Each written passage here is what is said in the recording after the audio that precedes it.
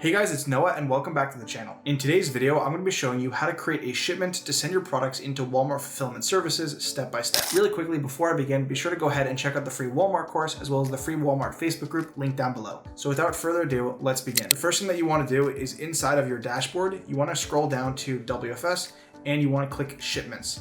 If you're working in the new workflow, it's also under WFS. Just make sure that you click the Shipments tab. From there, you're going to click Send Inventory. Next, you're going to have to create your inbound order. So there are three things that you need to do, especially if this is your first time. First, you're going to have to add your ship from address. So if you don't see any address here in the dropdown, click Add New Address. Put in your first name, last name, the address nickname. So you can put in Main, Home, or if it's a supplier, you can put the supplier nickname. Put in the company name, your phone number, or the phone number of the receiving address, the address line, then you're going to put in the state, zip code, etc., and then you're going to press add. Next, you're going to have to upload your inventory. So prior to creating the shipment, you want to make sure that all of your inventory is WFS eligible, and you can either do this through the single item convert or you can do it in bulk. After your items are WFS eligible, you can go ahead and you can search them up by their name or the UPC code or the SKU. I like to search it up by the item ID, and then you want to go ahead and you want to press add. After you've added your item, then you want to go ahead and you want to put the total number of units that you're sending in. So let's say I'm sending in 100 units of this item. Next, I have the master case set up. So if you're shipping a master case, meaning that you have all of your units inside of a particular box, then you can go ahead and you can put case packed. If you're shipping items in irregular boxes or there's no standard box, then you could put individual. And then units per master case, so it's going to say 1, but don't worry about that because you can add all the units to the same box in the next step. However, if you are shipping it with a case packed, you can just go ahead and put that, and then if there are like 6 or 10 or 12 per case, you can go ahead and you can enter that in there. Next, you're going to have the pack and label, so you can go ahead and you can pay Walmart to polybag your items as well as label your units. In terms of polybagging it, you could have them do it for 60 cents per unit. I like to do it myself or have my supplier unit, and it saves me a little bit of money.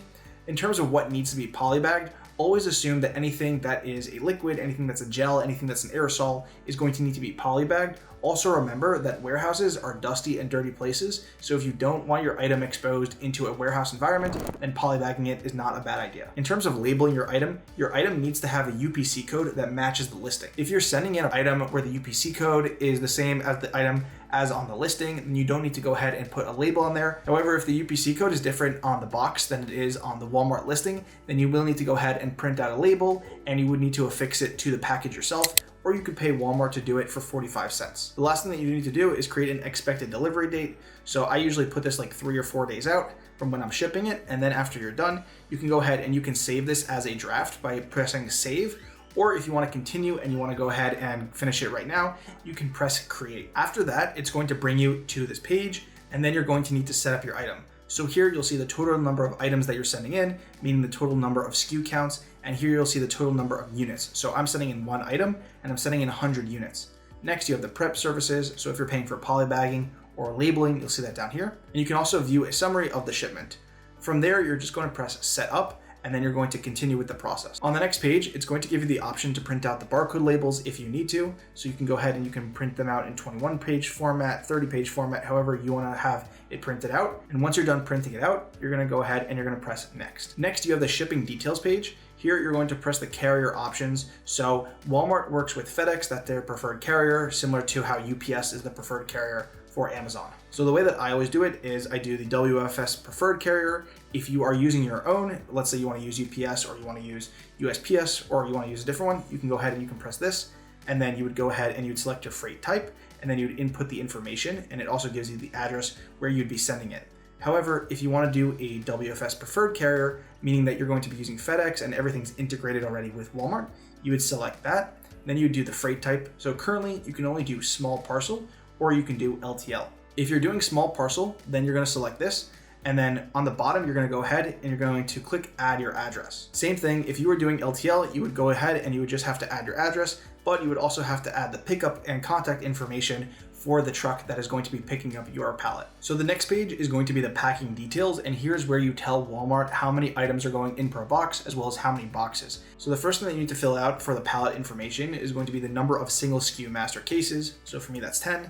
And if you have any mixed SKU cases, then you'd input that number here. Next, you're going to have to fill in the freight class type for your pallet. So you have a lot of options. I recommend Googling freight class chart and then you can look at the different options available. So let's say I'm doing books, it would be 65, and let's say I'm doing food items, etc., etc. So find the one that best classifies your items, and then you're going to choose that. So let's say class 100, and then declare a value. So let's say the value for this pallet was going to be at $1,000. Next, you're going to go ahead and you're going to put in how the pallet is set up. For sending pallets into Walmart Fulfilment Services, you must use a 48 by 40 4-way axis solid wood pallets. They will not accept anything else. And if a single unit cannot fit on a 40 by 48 pallet without overhanging on the edges, you must use a full truckload. And then also for non-stackable pallets, the pallet height must be below 72 inches. And then for stackable ones, they have to be below 50 inches. So this is really important to remember when you are setting up your items. So after you have all of your items packed, you are then going to stack them on the pallet and you're going to measure it out and you're going to put it here. So let's say the height of my pallet is going to be 46 inches. And then the weight for my pallet, let's say, is going to be 250 pounds. And then let's say I'm only using one pallet. So is this a stackable pallet? Let's say it is, it's all even, it's under 50 inches. So I can put yes. And then I'm going to go ahead and I'm going to press calculate price. If I need to add another pallet, I can click right here, and the number of mixed SKUs, I'm going to put 0. So let's calculate that price, and let's see how much Walmart is going to charge me per pound. So in order to ship this pallet in, it's going to cost me $107, which is roughly around 40 cents per a pound, which is not bad. So if I wanted to go ahead and continue, I would press next, and then Walmart is going to give me the labels. So let's say I go ahead and everything looks good. I would accept the charges. Walmart would give me the labels. I would have to put a label on each side of the pallet. I would also need to shrink wrap it, and then I would go ahead and I would get the carrier information. Before the carrier picks up your package and you do not have a loading dock and you are going to need them to bring a lift gate in order to lift your pallet up to the truck, you are going to need to call them a day before or at least the morning of when they are picking up your pallet. So this way the driver knows to bring a truck with a lift gate so that they can easily pick up your pallet. If you're doing small parcel delivery, you would just go ahead and you would click small parcel, and then you would add your address and then press next.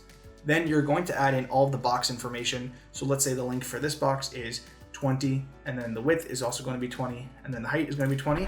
Currently for WFS, there is no size limit like there is on Amazon in terms of 25 inches per side as the max. However, there is the weight limit of 50 pounds per box. So let's say for this, my package is going to be 25 pounds, and then I'm shipping in 10 boxes or 10 master cases. And then this is all going to be a single SKU. Now, if you had other boxes, you can add them right here, and you can select single or mixed.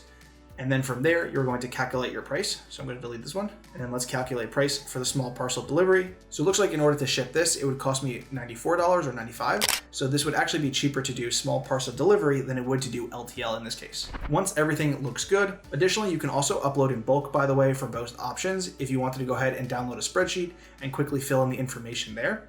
After everything looks good, you're going to press next.